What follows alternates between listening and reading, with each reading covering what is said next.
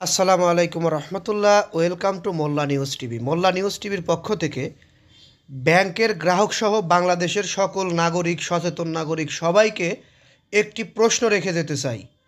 ব্যাংকের কর্মকর্তারা যাবে কোথায়? নাকি এই ব্যাংকের কর্মকর্তাদের দোষ?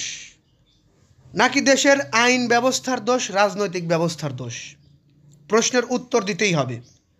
আপনি যদি একজন সচেতন নাগরিক হন, আমার এই প্রশ্নের উত্তর দিয়ে যেতে হবে আপনাকে। ঋণ না পেয়ে ব্যাংক কর্মকর্তাকে মারধর করে বোল্ডের চাবি ছিনতাই করলেন যুবদলের দুই কর্মী, কেন? আমি উত্তর চাই আপনাদের কাছে, জাতির বিবেকের কাছে উত্তর চাই। আমরা দেখেছি বিগত সরকারের আমলে প্রায় 9-10টি ব্যাংককে একদম নিঃশেষ করে দিয়েছেন একটা গ্রুপ এসালম। সেটি সরকারের ছায়াতলে থেকে ব্যাংক কর্মকর্তাদের উপরে ক্ষমতা দেখিয়ে তারা ব্যাংকগুলোকে লুট করে নিয়ে গেছে। এখন আর এক দল, যে এখনও পর্যন্ত ক্ষমতা তো দূরে থাক, নির্বাচনে যাওয়ার মতো ক্ষমতা রাখে না, সেই দলের কর্মীরা কিভাবে ব্যাংক কর্মকর্তাকে মেরে বোল্ডের চাবি ছিনতাই করতে পারে? শুধুমাত্র ঋণ না দেওয়ায়। ব্যাংকের কর্মকর্তা ঋণ তাকেই দিবে যাকে ঋণ পাওয়ার যোগ্য মনে করবে।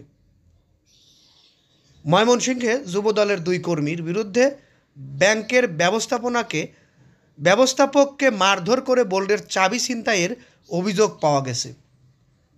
গতকালকের ঘটনা, অর্থাৎ বুধবার সন্ধ্যার ঘটনাটি, গত পরশু হবে, কারণ আমি শুক্রবারে নিউজটি ধারণ করছি। 7:30টার দিকে গৌরীপুর উপজেলার ভবানীপুর এলাকায় এ ঘটনা ঘটে। 6 থেকে 7 সদস্যের একটি সংঘবদ্ধ দল ওই এলাকায় কৃষি ব্যাংকের ঈশ্বরগঞ্জ উপজেলার সোহাগী বাজার শাখার ব্যবস্থাপক মোহাম্মদ মাহবুবুর রহমানকে পথ আটকে তাকে মারধর করে ব্যাংকের বোল্ডের চাবি ছিনতাই করে পালিয়ে গেছে। এ ঘটনায় গতকাল রাতেই ব্যাংক কর্মকর্তা মাহবুবুর রহমান বাদী হয়ে দুজনের নামে উল্লেখ করে অজ্ঞাত পরিচয় আরও 3 জনকে আসামি করে গৌরীপুর থানায় মামলা করেছেন, এটি আমরা জানতে পেরেছি। এজাহারভুক্ত 2 জন লাখ টাকা করে ঋণ চেয়েছিলেন বলে দাবি করেছেন ওই ব্যাংক কর্মকর্তা। আমি লাখ টাকা করে ঋণ চেয়েছি ব্যাংকে, ব্যাংক আমাকে যোগ্য মনে করেনি, আমাকে ঋণ দেয়নি। এর মানে এই নয় আমি ক্ষমতা দেখিয়ে ব্যাংকের কর্মকর্তাকে মেরে ব্যাংকের বোল্টের চাবি ছিনিয়ে নিয়ে যাব।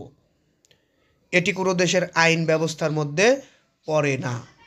আমি অন্তর্বর্তী সরকারকে দৃষ্টি আকর্ষণ করব, আপনারা এগুলোকে ধরে ধরে, বিগত সরকারের আমলে যা হয়েছে, ভবিষ্যতে যদি তারা ক্ষমতায় যায় সেটি হবে বলে আমরা মনে করছি। আমি জাতির বিবেকের কাছে প্রশ্ন রেখে গেলাম, আপনারা উত্তর দিবেন। 1-2 জনকে বিবেচনা করে পুরো দলকে আমি দোষী করতে চাচ্ছি না।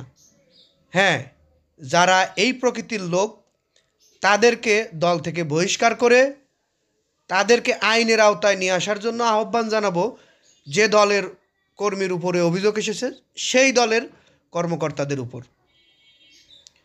এই নিউজটি বেশি বেশি লাইক, কমেন্ট, শেয়ার করবেন বলে আমি আশা রেখে এই নিউজটি এখানেই শেষ করছি। পরবর্তী নিউজটির অপেক্ষায় থাকুন। ততক্ষণ সকলেই সুস্থ থাকুন, ভালো থাকুন। আসসালামু আলাইকুম।